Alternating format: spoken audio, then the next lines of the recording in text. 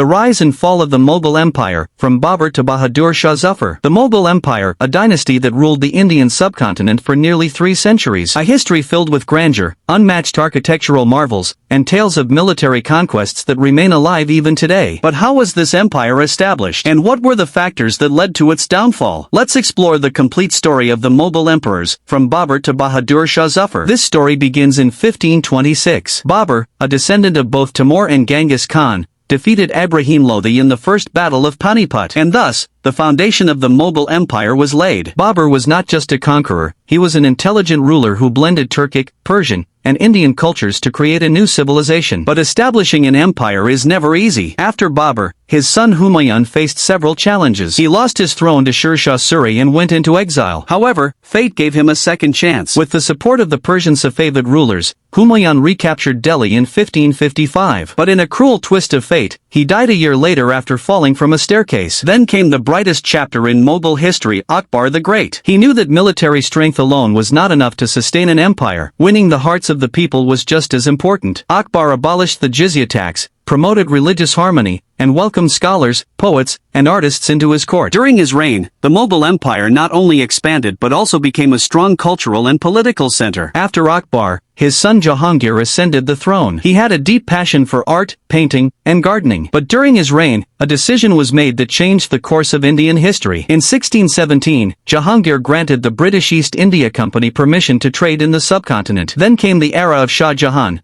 the emperor who gifted the world the Taj Mahal. Under his rule, Mughal architecture reached its peak, with masterpieces like the Red Fort and Jama Masjid being built. However, his extravagant spending became a burden on the empire, and his own son, Aurangzeb, imprisoned him and seized the throne. Aurangzeb was a warrior king. He expanded the Mughal Empire to its greatest territorial extent, but his strict policies alienated many people. His continuous wars drained the empire's resources, and by the time he passed away in 1707, the Mughal Empire was already in decline. After Aurangzeb, the empire began to crumble. Regional rulers gained power, British influence grew, and the Mughal emperors were reduced to figureheads. In 1857, Bahadur Shah Zafar was declared the leader of the rebellion, but whatever little prestige the Mughals had left was soon lost. The rebellion failed, and the British exiled Bahadur Shah Zafar to Rangoon, and thus, the sun finally set on the Mughal Empire. The fall of the Mughal Empire is a historical lesson. Every rise eventually leads to a fall, but what remains is history and culture. Even today, Mughal architecture, literature, and cultural heritage continue to thrive. If you enjoyed this historical journey, like the video, share it, and subscribe to the channel for more fascinating stories.